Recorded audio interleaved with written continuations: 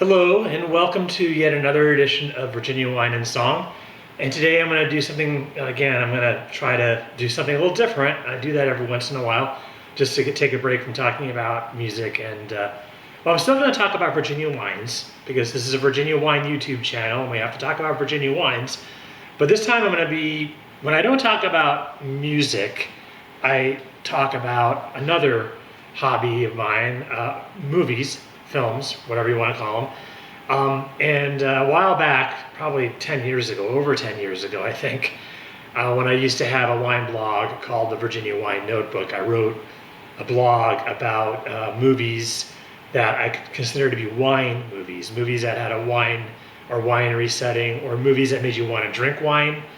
A couple different things. So I thought, okay, maybe I'll do a visual version of that. So you don't have to go back and read that. Not that anybody would want to go back and read that. But I'm going to go ahead and shoot this anyway because I've got, I want to do something a little different this month. So we're going to talk about 5 wine movies, and I'm going to pair them with 5 Virginia wines because we have to talk about Virginia wines because, like I said, that's what we do here. So I'm going to first talk about the wine, and then I'm going to talk about the movie. And, there's going to be, I'm trying to do my best to pair the wine with the movie, but it's kind of random, unfortunately. So we're going to start. We're going to start right now with, these are not in any kind of order. The order I'm going to be talking about these wines are basically the order the movies were released. So the oldest movie will be the first movie I talk about, which will be paired with the wine that I'm going to talk about. So the oldest movie will be talked about first. And before I talk about the movie, I'm going to talk about the wine. And this wine is from Wisteria Winery, which is located in Stanley, Virginia, which is in Page County in the Shenandoah Valley. It's a beautiful winery. It's a farm winery. They actually have farm animals, mainly chickens and ducks, roaming around the property. They also have some sheep that they keep. And if you're lucky, you'll see the sheep. They have the sheep in the barn. And then they have a couple of cats. I think they've got maybe some dogs too, but it's the way I like wineries to be in Virginia. A lot of wineries have become really slick, and kudos to them. If that's the route that the wineries want to take, they want to be a big, slick operation with a lot of events and weddings, and you feel like you're walking into a winery in Napa Valley sometimes when you go to some of these Virginia wineries. I found, but I like the quainter wineries, the more rustic ones. I always have liked those. I still like, there's nothing wrong with the slick ones, and there's some wineries in Virginia that do slick very well. But this is Wisteria, and they are definitely a farm operation, and their wines are just superb. I think they bought the winery in 2019 from the previous owners. The previous owners, I believe, were from Lebanon, and the previous owners made some unusual wines like Carmine, some wines you didn't really see a lot of in Virginia. The new owners, or they're not really new anymore, but the current owners are doing more traditional styles of Virginia wine. This happens to be a wine called Adonis, and it's a red blend. I'm not sure what the grapes are. Probably a little bit of Merlot. I'm presuming probably some Cab Franc, maybe a little bit of Chambourcin. They do have Chambourcin at this winery. They want to pair it. They suggest pairing it with steak or cheesecake or cheddar. Interesting combinations for food. It's full bodied. It's sweet and fruity. I don't like sweet wines, so when you hear the term sweet referring to this wine, they're talking mainly about the fruit forward factor. It's naturally sweet. It's not overly sugary, because I can't drink that type of wine, and I wouldn't have it in my collection. It's called Adonis. It's a red blend. Definitely worth checking out. I think it's even won a couple of awards. We're going to pair this wine, it's a red wine, with a movie from Alfred Hitchcock. And Alfred Hitchcock didn't really make movies that were wine, about wineries, but he did make Notorious. And if you saw Notorious, it's one of Hitchcock's greatest movies. Hitchcock made numerous great movies. In fact, I can think of 15 or even 20 that I would consider to be downright classics, and Notorious is definitely one of them. This movie came out, I believe, 1950. Oh gosh, the light is shining in my eyes, so I can't read the year, and it's pretty sad that I don't know the year of this movie. it doesn't have the year on it. It just says 2008, which is when the DVD came out. It came out in the 50s, I'm pretty sure, maybe the 40s. And it's really ridiculous that they're not putting the year of release on the DVD cover. They really should do that. I believe it's 19. I'm gonna have to look it up. I'm sorry. I should have. I always try to provide information about movies, and the year of release is important.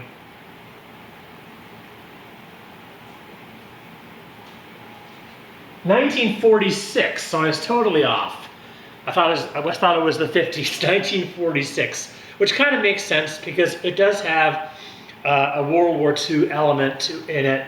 Anyway, the reason I picked this as a wine movie is there's a sequence, probably the most famous sequence in the movie actually, that's set in a wine cellar. And I don't want to spoil it for you. But Cary Grant is in it, and he was the Adonis of his time. So it's kind of a connection there between the winery and the movie, or the wine rather. Anyway, there's a sequence with Cary Grant down in a wine cellar, and the wine is stocked. The cellar is stocked with all this wine. And he's going through the bottles, and I'm not going to spoil the movie if you've never seen it, but that I know is really quite a kind of an abstract connection between the wine and the movie, but there we go. I consider it to be a winery movie. I'm sorry, because that sequence in the wine cellar just makes me want to grab a glass of wine when I see it. So get your glass of wine handy from Wisteria and fire up 1946, Notorious from Alfred Hitchcock. Okay, we're gonna leapfrog into quite a few decades later, and we're gonna leapfrog into the 70s for the next wine. And the wine that I'm gonna be enjoying with this particular movie is from Barrel Oak. This is a Norton. I've talked about this style of wine before on this channel. A Norton is a style that does really well in Virginia. In fact, it was one of Virginia's first grapes that they started growing. This is after Jefferson's time. In probably the early 1900s, there were a couple of wineries that decided to try to grow Norton. And then Prohibition came along and they could no longer grow it. However, people decided to go out west and go towards Utah, I believe. There are Mormons or religious people that were going across the United States, and they landed in Missouri. And a lot of them were religious, even though they were into wine, they were religious. And they loved Norton, and they brought their Norton grapes or Norton vines to Missouri, and they started growing Norton there. And Norton is now the state grape of the state of Missouri. So that does really, really well in Missouri. Missouri is a very similar latitude to Virginia. There are a lot of wineries in Missouri, believe it or not. They have a very similar climate to Virginia, so you can see why a wine like Norton would do well in both Virginia and Missouri. So this is from Barrel Oak, and they're one of the wineries in Virginia that does a lot of Norton. The classic winery that does Norton, of course, is Chrysalis, which is located in Middleburg. I don't have a bottle of Chrysalis at the moment, but I do want to give a shout out to them because they're probably the pioneers of the Norton grape or the Norton style of wine in Virginia. So this is a Norton. I picked this because it's a pretty heavy red. I've had this on my rack now for quite a while. This is a 2018 vintage, and now it's 2025, so I probably need to start thinking about drinking this. But it's so heavy, I can only drink Norton like maybe once a year. And I chose this wine because it's a bold wine, and the next movie I'm going to be talking about is a very bold movie. And again, not exactly a movie that is set on a winery. It's not set amongst people drinking a lot of wine. Well, there is a lot of wine drinking in this movie. What am I saying? That's why I picked it. And that is The Godfather. And also it's a heavy red, which goes really well with the blood that is shed in The Godfather. I know that's pretty grim to make that equation, but there you go. This is The Godfather. This is actually the set of the Godfather movies. All three of them. I'm not really sure what I feel about Godfather 3, but the first two Godfathers, of course, are stone cold classics. And whenever I want to watch a Godfather movie, I'm always torn between 1 and 2 because they're both great and they're both equally great. I think, a lot of people say 2 is better than 1. I think they're about the same. So if you're going to pick one of these movies to watch 3. I'm just joking. 3's not bad. I just need to probably watch it again because I haven't seen it in a while. But Barrel Oak, there are so many scenes with spaghetti dinners and pasta dinners, and the wine is flowing in this. There's wine even being consumed by the Don, Marlon Brando. He's failing, but he's still drinking wine. As Al Pacino's character says, it's good for you, Pop. Drink your wine, it's good for your heart. So probably part one, I would just pick part one, but you could pick part two as well if you want to watch that. Doesn't really matter.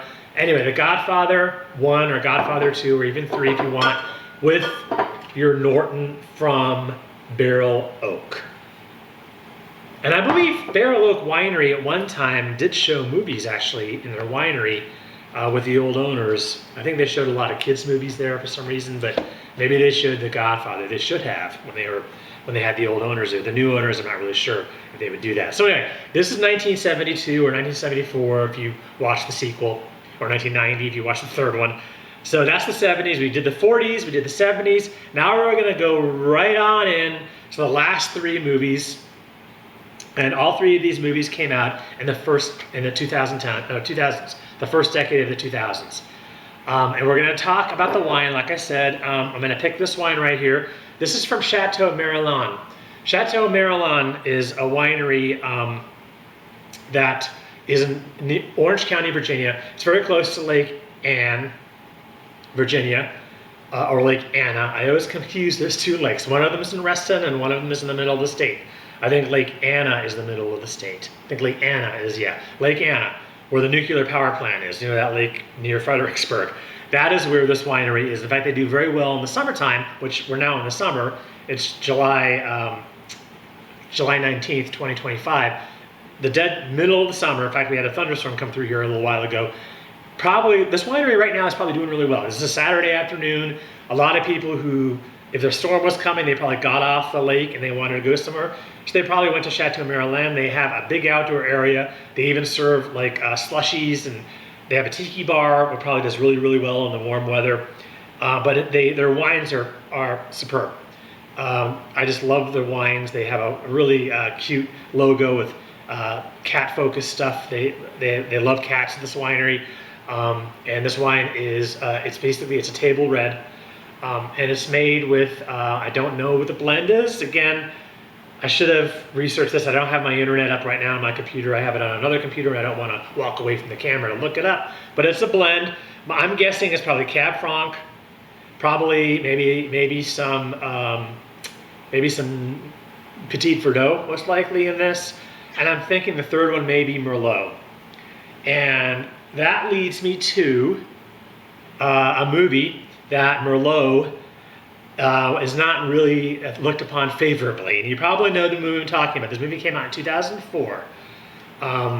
And the movie was so influential to the wine community that sales of Merlot actually dropped when this movie came out, after the movie came out. And the movie, of course, is Sideways. This was it was an art house movie, but it did really well. I think in the regular multiplexes, it was a big Oscar favorite. I don't think it won a lot of Oscars, but it was nominated for a lot of them. It was a wonderful movie. I mean, it's directed by Alexander Payne. Alexander Payne is one of the best directors we have around right now. He's made many, what I consider masterpieces, like About Schmidt and Election and Nebraska and The Descendants. A lot of really fine movies. His most recent movie is The Holdovers, which actually stars Paul Giamatti, who is also in this movie. And of course, Paul Giamatti plays this wine snob. He goes around touring California wine country with his buddy who's about to get married, played by Thomas Hayden Church. And they get involved with some women on this trip. And if you've seen the movie, you know what I mean. But the movie did not do Merlot any favors, because the character played by Paul Giamatti, who plays Miles, said famously in the movie he will not drink Merlot, and he even throws in a four-letter word there to explain his disdain of Merlot. And yes, the sales of Merlot dwindled a little bit after the release of this movie. I think they're back. I've always liked Merlot. Even when this movie was big, I liked Merlot. But the style of wine that actually did really well after this movie came out in sales was Pinot Noir, because Miles loves Pinot Noir, and he talks about it very passionately in this movie. Pinot Noir sales went through the roof after this movie. A little art house movie like Sideways, that would never happen today, unfortunately, because I think the days of the art house movies are pretty much gone now, which is sad.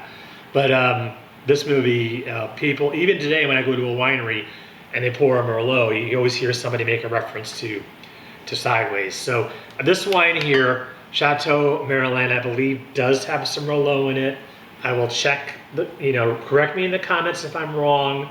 If it does have Merlot, don't fret because it's also got other varietals in it as well.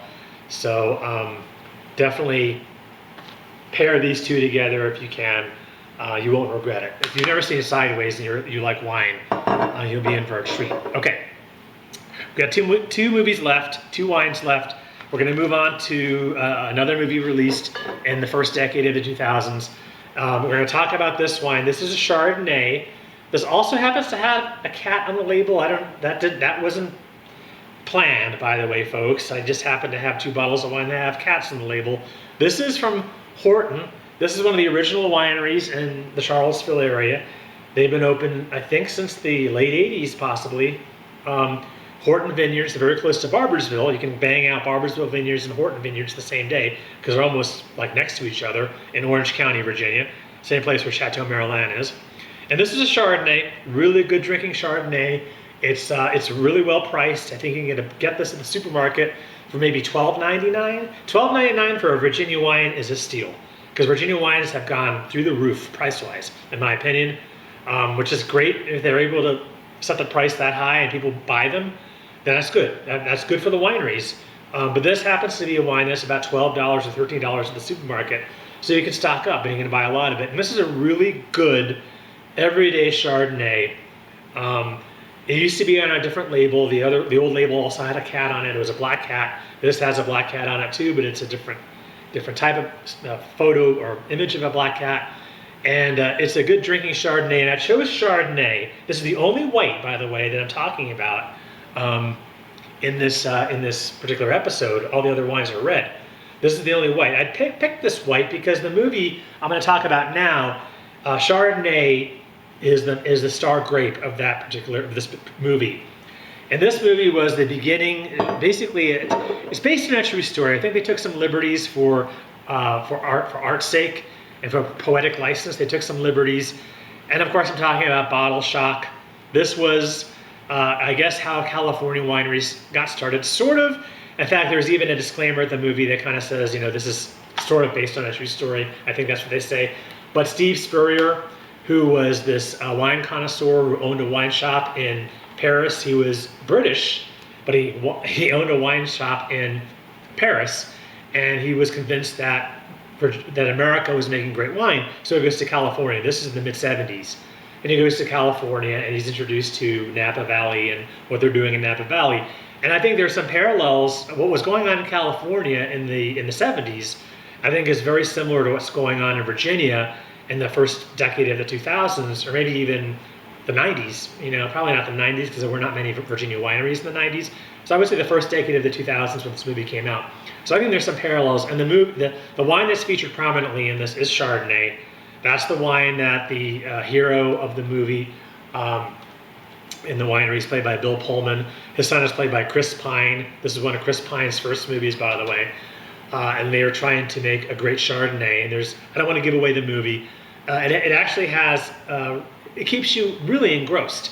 I mean, if you didn't like the romantic element of Sideways, if you didn't care for the characters, because you thought the male characters were heels, a lot of people did. From people, especially women that I've talked to through the years, they did not like the male characters of Sideways.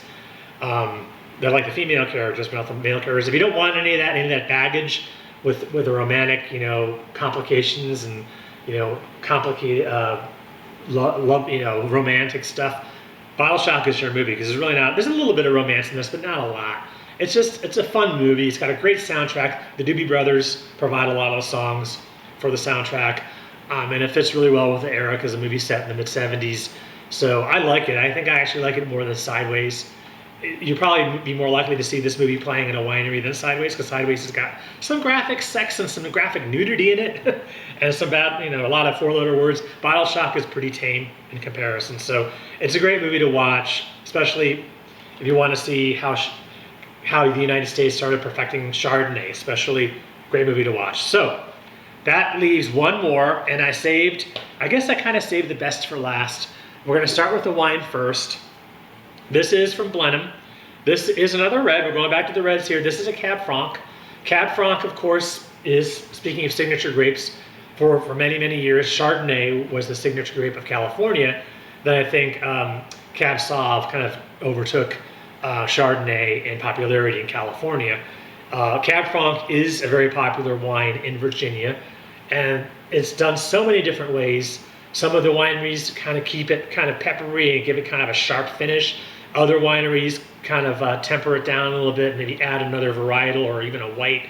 It also depends on the vintage. The vintage is really watery. If there's a lot of rain one particular year in Virginia, the wines won't be as bold. So the Cab Franc may be a little bit more, maybe more like a Pinot Noir almost in a way. So Cab Franc is a signature wine for Virginia. This is from Blenheim, which is in the Charlottesville area. It's owned by a celebrity.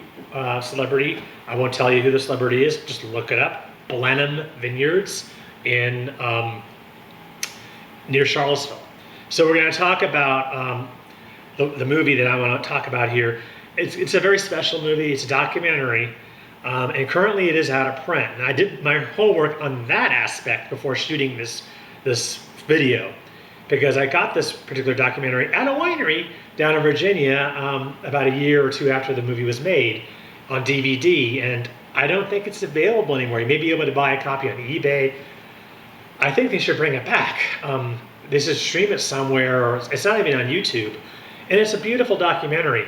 And I believe it aired on PBS initially, and it's called Vintage, The Winemaker's Year. And it's about an hour, and it's about the length of a movie. It's about an hour and 20 minutes long. And it's not an infomercial. It's got a lot of the wineries, especially in the Charlottesville area, and a lot of the interviews are with the owners and winemakers of these particular wineries. And there are several of them featured in this documentary, and they're all in the Charlottesville area because the movie was financed in part by the Division of Tourism for the city of Charlottesville. So they're gonna focus on the Charlottesville area wineries because there are a lot of wineries. And this movie was made in 2009, and since then, I think at least 20 new wineries have opened up just in the Charlottesville area alone. So Charlottesville is basically like our Napa or our Sonoma right now, I would say. And it's called the Winemaker's Year because the filmmakers shot it over the course of 1 year. And I think the year was either 2008 or 2009. Maybe, I think it was 2009. And it starts in February and it goes all the way until December. And it talks about the trials and tribulations, what Virginia winemakers and Virginia winery owners have to deal with every year. And the emphasis is on the weather. And I talked about the weather when I mentioned, if you have a really watery and very wet year in Virginia, your wines may be affected by that. And the big takeaway of this documentary is anybody can grow wines in California. Anybody can have a winery in California. Of course, California now has got problems with wildfires. That wasn't happening that much when this movie was made. So maybe California doesn't have it as easy as they proclaim in this documentary. But when this documentary was made, the attitude was anybody can grow grapes there. Virginia, you got to be made of tough stuff. And the interviews in here with people who own the wineries. One of them is the winemaker from Blenheim, Christy Harmon. She's interviewed very prominently in this. She's one of the stars of this documentary. A couple of the others, I don't want to ruin the surprise for you if you haven't seen it. One person I do want to mention is David King from King Family. He's featured in here prominently. Unfortunately, he passed away a couple of years ago, and I was really sad to hear that because he wasn't that old. And he's in this quite often. In fact, he's a helicopter pilot, and he talks about how they use helicopters at King Family Winery to help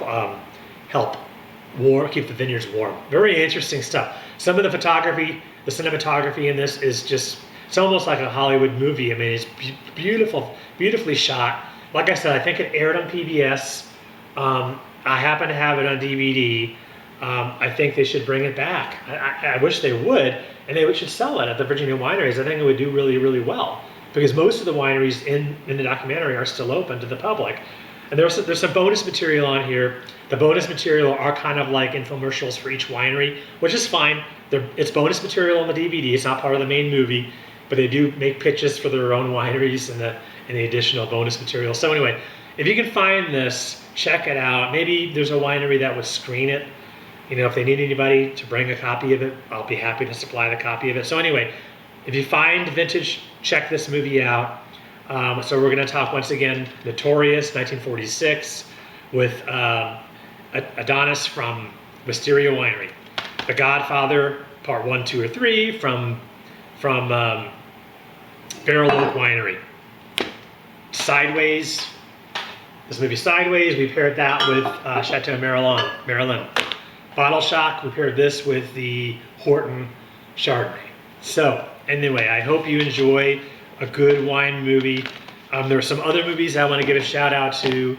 A Walk in the Clouds, a movie that Keanu Reeves made, set in Italy. It's a good movie. I used to have that on DVD. I think I sold it. That's worth seeing. That is really set on a winery, and I think it's set in Italy. There's Under the Tuscan Sun with Diane Lane, also set in Italy.